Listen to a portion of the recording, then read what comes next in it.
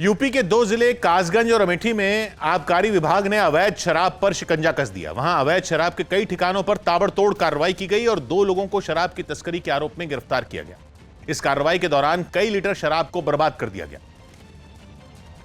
जिसके लिए कासगंज के एक गांव पहुंचे पुलिस वाले शराब से भरे डिब्बों को लाठी के जरिए जमीन पर गिराते दिखे। एक गांव में तो पुलिस ने छापा मारकर एक आदमी को उस वक्त पकड़ा जब वो शराब बना रहा था। यही नहीं, पुलिस गांव में अवैध शराब के कारोबारियों की घर घर जाकर तलाश करती दिखी। बताया गया कि इस कार्रवाई में पुलिस ने करीब 1 दर्जन ठिकानों पर छापा मारा और कई लीटर शराब को बेकार किया गया। करीब 80 लीटर शराब पकड़ी गई है और करीब 1500 किलोग्राम लहन नष्ट किया गया है। उधर अमेठी में भी पुलिस अवैध शराब पर सख्ती बरतती दिखी और अवैध शराब बनाने की सामग्री को लाठियों की मदद से जमीन पर फेंका गया ताकि उस सामान से अवैध शराब न बनाई जा सके। बताया गया कि वहां कई गांवों में छापेमारी के दौरान पुलिस ने करीब 52 लीटर अवैध शराब जब्त की और इस मामले में केस दर्ज कर लिया।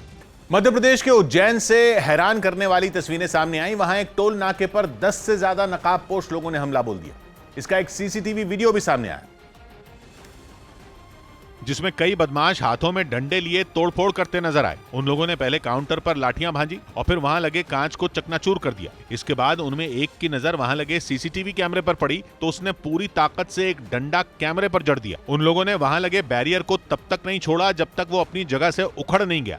इस बीच कुछ लोग टोल काउंटर के अंदर भी गुंडागर्दी करते नजर आए, जिससे टोल कर्मी घबरा गया और उसने अपनी जान बचाने के लिए दरवाजा बंद कर लिया। इतनी तोड़फोड़ के बाद भी वो लोग रुके नहीं। उन्होंने वहां मौजूद कंप्यूटर स्क्रीन और फर्नीचर को पूरी तरह बर्बाद कर दिया। टोल प्लाजा के लोगों ने आरोप लगाया कि तकरीबन 15 मिनट तक हंगामा करने के बाद बदमाशों ने कैश काउंटर से पैसे लूटे और फरार हो गए। कोर्ट से शादी अमान्य करार दिए जाने के बाद सांसद नुसरत जहां पहली बार अपनी दोस्त और फिल्म कलाकार यश दासगुप्ता के साथ नजर आई। कलकत्ता हाईकोर्ट ने नुसरत जहां और कारोबारी निखिल जैन की शादी को कानूनी तौर पर अमान्य करार दे दिया था, जिसके बाद नुसरत जहां पहली बार अपने दोस्त यश दासगुप्ता के साथ नजर आईं। दोनों एक बांग्ला फिल्म के मुहूर्त पर साथ पहुंचे और पूजा में शामिल हुए। इस दौरान उन्होंने साथ में बैठकर पूजा भी की। दोनों काफी देर तक वहां रुके और पूजा खत्म होने के बाद वहां से बाहर निकल गए। उनके वहां पहुंचने की खबर मिलने पर बाहर मीडिया भी इकट्ठा हो गया। हालांकि नुसरत ने किसी से कोई बात नहीं की और वो यश दासगुप्ता के साथ वहां से चली गईं। करतारपुर कॉरिडोर के खुलने के बाद एक दिन बाद पंजाब के मुख्यमंत्री चरणजीत सिंह चन्नी अपने मंत्रिमंडल के सहयोगियों के साथ गुरुद्वारा श्री करतारपुर साहिब के दर्शन के लिए पहुंचे। मुख्यमंत्री के साथ कुल 28 लोगों का जत्था भी दिखा और जैसे ही सायरन बजाती गाड़ियों का काफिला करतारपुर कॉरिडोर से होते हुए पाकिस्तान की सीमा पर पहुंचा, हलचल तेज हो गई। भारत की सीमा जहां खत्म हुई वहां से मुख्यमंत्री चन्नी अपने परिजनों, मंत्रियों और कुछ विधायकों के साथ पैदल ही पाकिस्तान की सीमा में कदम रखते दिखे। श्री करतारपुर साहिब के दर्शन का मौका मिलने से मुख्यमंत्री भावुक दिखे और उन्होंने इसके लिए एक बार फिर मोदी सरकार को शुक्रिया कहा। ਇਹਦੇ ਲਈ ਮੈਂ ਪ੍ਰਧਾਨ ਮੰਤਰੀ ਜੀ ਦਾ ਤੇ ਹੋਮ ਮਿਨਿਸਟਰ ਸਾਹਿਬ ਦਾ ਵੀ ਧੰਨਵਾਦ ਕਰਦਾ ਕਿ ਉਹਨਾਂ ਨੇ ਪੰਜਾਬ ਸਰਕਾਰ ਦੀ ਡਿਮਾਂਡ ਤੇ ਇਹ ਪੂਰੀ ਕੀਤੀ है। भारत से आने वाले श्रद्धालुओं के स्वागत के लिए पाकिस्तान में भी जबरदस्त तैयारियां की गईं। गुरुद्वारा श्री करतारपुर साहिब के आसपास सामान्य दिनों से ज्यादा चहल पहल नजर आई। तो इस समय हम श्री करतारपुर साहिब गुरुघर में पहुंच चुके हैं और ये तस्वीरें बेहद खूबसूरत तस्वीरें। अरदास के लिए गुरुद्वारे के अंदर कुछ अलग ही रौनक दिखी। अरदास के लिए गुरुद्वारे पहुंचे मुख्यमंत्री चन्नी ने मत्था टेका, सेवा की और बाद में लंगर चखा। श्रद्धालुओं के दूसरे जत्थे में पंजाब के बीजेपी नेताओं का भी एक दल श्री करतारपुर साहिब पहुंचा और अरदास करने के बाद इस दल ने भी लंगर चखा। जबकि चन्नी दर्शन करने के बाद पंजाब लौट आए, लेकिन उनकी इस यात्रा के बाद नवजोत सिंह सिद्धू के साथ उनकी खटास एक बार फिर सामने आ गई और बताया गया कि गृह मंत्रालय ने पंजाब सरकार को इस जत्थे में 50 लोगों को ले जाने की इजाजत दी थी, लेकिन चरणजीत सिंह चन्नी अपने साथ अपने कुछ करीबी कैबिनेट मंत्रियों और उनके परिवार वालों के साथ अपने परिवार को लेकर चले गए। जबकि सूत्रों के मुताबिक पंजाब सरकार की ओर से सिद्धू का नाम इस जत्थे के साथ जाने के लिए गृह मंत्रालय को भेजा ही नहीं गया। बताया जा रहा है कि सिद्धू को देर रात पंजाब सरकार की ओर से जानकारी दी गई कि वो मुख्यमंत्री के साथ जा रहे दल में शामिल नहीं है और उन्हें गुरु पर्व के अगले दिन यानी 20 नवंबर को करतारपुर साहिब गुरुद्वारा जाने की इजाजत मिली, जबकि वो सीएम के साथ जाने के लिए पूरी तैयारी कर चुके थे और काफी उत्साहित थे। सूत्रों के मुताबिक नवजोत सिंह सिद्धू इससे काफी नाराज हैं और खबर है कि वो चन्नी के खिलाफ कांग्रेस आला कमान से शिकायत भी कर सकते हैं। राजस्थान के बाड़मेर में एक प्लॉट के विवाद में घंटों तक सरेआम मारपीट चलती रही और रिश्तेदार ही आपस में एक दूसरे के खून के प्यासे हो गए। असल में ये पूरी लड़ाई लंबे समय से जमीन के एक टुकड़े पर कब्जे के लिए चले आ रहे विवाद में हुई, जो इतनी बढ़ गई कि खुदाई करने वाली मशीन से एक महिला को कुचलने तक की कोशिश की गई। इस वारदात का वीडियो वायरल होने के बाद पुलिस ने केस दर्ज कर जांच शुरू कर दी। झगड़ा तब शुरू हुआ जब प्लॉट पर कब्जे के लिए एक पक्ष ने खुदाई करने वाली मशीन मंगवा ली और वहां खड़ी दीवार को तोड़ा जाने लगा।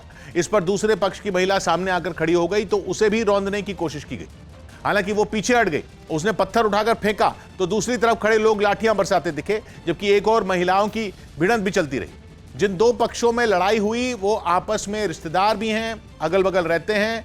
अब जाकर बाड़मेर की पुलिस ने इस मामले में सभी वीडियो जुटाकर पड़ताल शुरू कर दी है, क्योंकि वहां जमीन पर कब्जे के लिए भिड़े दो पक्षों का विवाद इतना बढ़ गया था कि नौबत मारपीट तक आ गई। एक पक्ष ने तो प्लॉट पर मौजूद दीवार को तोड़ने के लिए खुदाई करने वाली मशीन भी मंगवा ली, जिसके सामने दूसरे गुट की एक महिला खड़ी हो गई। मशीन चलाने वाले ने उसे कुचलने की कोशिश की तो उसने बचते हुए एक पत्थर उठाया और मशीन पर दे मारा। तो वहीं दूसरी तरफ कुछ लोग एक दूसरे पर लाठियां भांजते दिखाई दिए। इसके बाद पत्थर मारने वाली महिला पर दूसरे पक्ष की एक महिला बरस पड़ी। वो धक्का देकर उसके ऊपर बैठ गई, जिससे हंगामा और बढ़ गया। दोनों महिलाओं के बीच जोरदार मारपीट हुई, जिसमें जमकर लाठियां चली। इसी बीच एक और महिला इस लड़ाई में कूद पड़ी, जिसके बाद दोनों ने मिलकर पत्थर चलाने वाली महिला को बालों से पकड़ा और ताबड़तोड़ लाठियां मारी। घटना का वीडियो वायरल होने के बाद पुलिस ने इस पर एक्शन ले लिया। जितने भी वीडियो, जितने भी फोटो, जितने भी गवाह उपलब्ध हैं, उन सभी को लेके प्रकरण में बिल्कुल निष्पक्ष और सही अनुसंधान करें। बताया गया कि यह हंगामा जहां हुआ उस प्लॉट को लेकर दोनों गुटों में पुराना विवाद था, जिसकी वजह से एक ही परिवार से होने के बावजूद ये लोग आपस में भिड़ गए। महाराष्ट्र के बुल्ढाना से दिल दहला देने वाली कुछ तस्वीरें सामने आई। वहां दो बदमाशों ने एक दुकानदार की लूट के दौरान हत्या कर दी। ये घटना 2 दिन पहले की बताई गई, जिसकी सीसीटीवी फुटेज में दोनों बदमाश उस दुकानदार से मारपीट करते नजर आए। जो वीडियो सामने आया उसमें साफ दिखा कि एक बदमाश ने उसे दबोच लिया और दूसरा उस पर लगातार तलवार से हमला करता रहा। बदमाशों से घिरा होने के बावजूद वो दुकानदार लगातार उनका विरोध करता दिखाई दिया, लेकिन वो भी कहां मानने वाले। वो लूट के इरादे से वहां आए थे तो उन्होंने हथियार के दम पर दुकान में रखा कीमती सामान और कैश लूट लिया, बल्कि जिस बदमाश के हाथ में पिस्तौल थी वो उसके गले में डली चेन भी उससे छीनता दिखाई दिया। लूटपाट के बाद जब वो वहां से भागने लगे तब जख्मी हालत में भी दुकानदार ने उन्हें रोकने की कोशिश की। विरोध करने पर बदमाशों ने उसे जमीन पर गिरा दिया और उस पर पिस्टल से कई वार किए, जिसके बाद उसने दम तोड़ दिया। इस हमले के बाद आरोपी वहां से भाग निकले। पंजाब के फिरोजपुर में एक चौंकाने वाली घटना हुई, जिसमें पैसे के लेन देन को लेकर गोलियां चल गईं। सरेआम हुई अंधाधुंध फायरिंग में 2 लोग घायल हो गए। इस घटना का वीडियो वायरल होने के बाद पुलिस ने एक आरोपी को गिरफ्तार कर लिया, लेकिन इस विवाद का जो वीडियो सामने आया उसमें 2 लोग दिन दहाड़े बेखौफ होकर गोलियां चलाते नजर आए। इस दौरान ये लोग गाली गलौज भी करते रहे।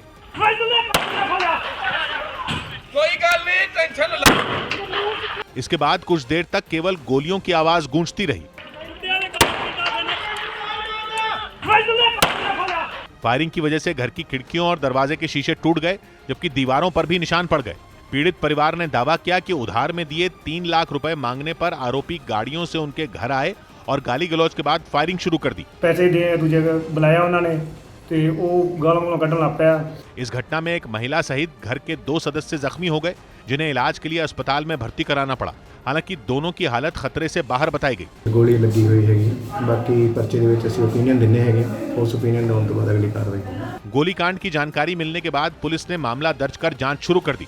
हैदराबाद में धान खरीद के मुद्दे पर तेलंगाना के सीएम के चंद्रशेखर राव ने केंद्र सरकार के खिलाफ मोर्चा खोल दिया। वहां भारतीय खाद्य निगम के रबी सीजन में पैदा हुई धान की खरीदी से इनकार करने के बाद शुरू हुए विवाद पर मुख्यमंत्री के चंद्रशेखर राव अपनी पार्टी के साथ धरने पर बैठ गए, जिसमें शामिल होने के लिए मुख्यमंत्री और टीआरएस के अध्यक्ष के चंद्रशेखर राव जैसे ही धरने वाली जगह पर पहुंचे तो वहां पहले से प्रदर्शन कर रहे टीआरएस के कार्यकर्ताओं में जोश बढ़ गया।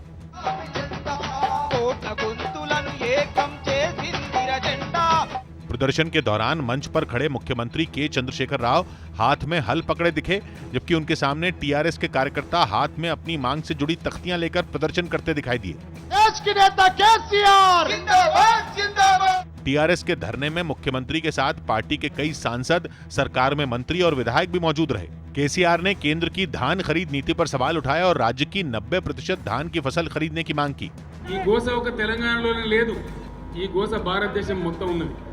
सीएम के चंद्रशेखर राव ने चेतावनी दी कि मांगे नहीं माने जाने पर वो इस मुद्दे को दिल्ली तक ले जाएंगे। महाराष्ट्र के नांदेड़ ड्रग्स केस की जांच में एनआईए भी शामिल हो गई। नांदेड़ में 1 टन से ज्यादा ड्रग्स पकड़े गए थे, जिसका कनेक्शन नक्सलियों से जोड़ा जा रहा है। यही वजह रही कि एनआईए की टीम जांच में शामिल हो गई और उसने जगह जगह छापेमारी शुरू कर दी। जिनमें विशाखापट्टनम भी शामिल है, जहां एडवोकेट अन्नपूर्णा के घर पर छापा मारा गया। खबर है कि एनआईए की टीम को वहां से नक्सलियों से जुड़ा सामान मिला। यही नहीं, पता चला है कि एनसीबी यानी नारकोटिक्स कंट्रोल ब्यूरो की टीम इस मामले में नक्सलियों से जुड़े कनेक्शन की जांच के लिए आंध्र के जंगलों में पहुंच गई। उसे आंध्र प्रदेश के घने जंगलों में गांजा पैदा किए जाने की खबर मिली और पता चला कि नक्सलियों की पूरी टीम इस काम में जुटी हुई है। घना जंगल होने की वजह से एनसीबी की टीम छानबीन के लिए ड्रोन की मदद ले रही है। हमारा मेजर प्रायोरिटी है अभी सप्लायर को और उसके अलावा जो मेन किंग पिन है उनको इंटरसेप्ट करना। उसके बाद जैसा जैसा इन्वेस्टिगेशन होगा तो फिर ये पहलू पे भी देखेंगे। 15 नवंबर को एनसीबी ने सुबह सुबह नांदेड़ में गांजे से भरा ट्रक पकड़ा था, जिसमें लोहे के सरियों के नीचे गांजे की बोरियां छुपाई गई थी। एनसीबी ने ट्रक से गांजे की 44 बोरियां जब्त की थी और 2 लोगों को गिरफ्तार किया था। पता चला है कि उनसे पूछताछ के बाद ही ड्रग्स के नक्सल कनेक्शन का पता चला। यही नहीं, खबर है कि एनसीबी और एनआईए को आंध्र प्रदेश के जंगलों से ड्रग्स की सप्लाई और नक्सल फंडिंग के अहम सुराग हाथ लगे हैं, जिनके जरिए नक्सलियों के हथियार और बारूद समेत फंड भी मुहैया करवाए जाते थे। एलएसी पर भारत के साथ तनाव के बीच चीन ने पड़ोसी देश भूटान की सीमा में भी घुसपैठ कर दी। खबर है कि चीन ने भूटान के इलाके में अवैध तरीके से घुसपैठ करके वहां कई गांव बसा दिए और इस बात का पता हाल ही में सामने आई कुछ सैटेलाइट तस्वीरों से चला है। उन सैटेलाइट तस्वीरों के आधार पर बताया गया कि मई 2020 से लेकर अब तक चीन ने भूटान के करीब 100 स्क्वायर किलोमीटर के इलाके में कई गांव बसा दिए। ये जानकारी भी सामने आई कि चीन के ये गांव डोकलाम के पास बसाए गए, जहां जून 2017 में भारत और चीन की सेनाएं लंबे वक्त तक आमने सामने थी। कुछ दिन पहले ही चीन और भूटान ने एक सीमा समझौते पर दस्तखत किए थे, लेकिन उसके तुरंत बाद चीन की इस साजिश का पर्दाफाश हो गया। मुंबई पुलिस के पूर्व कमिश्नर परमबीर सिंह को सुप्रीम कोर्ट से भी तगड़ा झटका लगा। असल में परमबीर सिंह ने अपनी गिरफ्तारी पर रोक लगाने के लिए सुप्रीम कोर्ट में एक याचिका दाखिल की थी, जिस पर कोर्ट ने उनके वकील को फटकार लगाई। परमबीर सिंह को राहत देने की मांग को ठुकराते हुए कोर्ट ने उनके वकील से पूछा कि पहले यह बताएं कि परमबीर सिंह दुनिया के किस हिस्से में है। कोर्ट ने यह टिप्पणी भी की कि जब तक यह पता नहीं चल जाता कि परमबीर सिंह भारत में हैं या विदेश में, तब तक इस मामले की सुनवाई नहीं होगी। इस पर परमबीर सिंह के वकील ने कोर्ट से वक्त मांगा और कोर्ट ने मामले की अगली सुनवाई के लिए 22 नवंबर की तारीख तय कर दी। एक दिन पहले ही मुंबई की किला कोर्ट ने परमबीर सिंह को भगोड़ा घोषित किया था और 30 दिन के अंदर पुलिस के सामने पेश होने का आदेश भी दिया था। सुप्रीम कोर्ट ने पॉक्सो एक्ट से जुड़े एक मामले में बॉम्बे हाई कोर्ट का फैसला पलट दिया। बॉम्बे हाई कोर्ट ने एक आरोपी की सजा सिर्फ इसलिए कम कर दी थी क्योंकि उसने बच्चे को उसके कपड़ों के ऊपर से गलत तरीके से छुआ था। बॉम्बे हाई कोर्ट ने कहा था कि बात पॉक्सो एक्ट के तहत नहीं आती, जिसका कई महिला संगठनों ने विरोध किया था और राष्ट्रीय महिला आयोग ने फैसले को सुप्रीम कोर्ट में चुनौती दी थी, जिसके बाद सुप्रीम कोर्ट ने फैसला पलट दिया और कहा कि ऐसा सोचना पॉक्सो एक्ट को खत्म करने के बराबर है, क्योंकि कपड़े के ऊपर से भी बच्चे को गलत मंशा से छूना यौन शोषण ही है। पाकिस्तान में हिंसा का तांडव मचाने वाले कट्टरपंथी संगठन तहरीक लब्बैक के मुखिया साद रिजवी को रिहा कर दिया गया। खबर है कि लाहौर की कोट लखपत जेल में बंद साद रिजवी को एक समझौते के तहत छोड़ दिया गया। इसी साल अप्रैल में हुई हिंसा के बाद तहरीक लब्बैक पाकिस्तान को प्रतिबंधित संगठन की लिस्ट में डाल दिया गया था, जबकि साद रिजवी के खिलाफ भी आतंकवाद निरोधी कानून के तहत मामला दर्ज कर जेल भेज दिया गया था। लेकिन इसके बाद साद रिजवी के समर्थकों ने इतना आतंक मचाया कि इमरान खान उनके आगे घुटने टेकने को मजबूर हो गए और उन्हें टीएलपी के साथ एक समझौता करना पड़ा, जिसके तहत साद रिजवी और उनके संगठन के खिलाफ दर्ज मामले वापस ले लिए गए और उनकी मांगों को मानने का भरोसा देते हुए उन्हें रिहा कर दिया गया। उत्तराखंड के श्रीनगर के पास बद्रीनाथ हाईवे से हैरान करने वाली कुछ तस्वीरें सामने आई। वहां एक कार खाई से होते हुए अलकनंदा नदी में जा गिरी। बताया गया कि हरिद्वार से बद्रीनाथ जाते समय यह हादसा हुआ, जिसमें एक शख्स की मौत हो गई, लेकिन उसे बचाने की पूरी कोशिश की गई। इसके लिए कार को नदी से बाहर निकालने के काम में फुर्ती दिखाई गई। जो तस्वीरें सामने आई उनमें साफ दिखा कि एसडीआरएफ की टीम और गोताखोर एक नाव की मदद से नदी में उतरे और कार को रस्सियों से बांधने के बाद उसे अपनी तरफ खींचने लगे। वहीं एक पहाड़ पर मौजूद कुछ लोगों ने भी रस्सियों की मदद से उस कार को नदी से बाहर निकालने में जी जान लगा दी। आखिरकार इन लोगों की मेहनत रंग लाई, लेकिन अफसोस इस बात का रहा कि कार के अंदर से शव बरामद हुआ।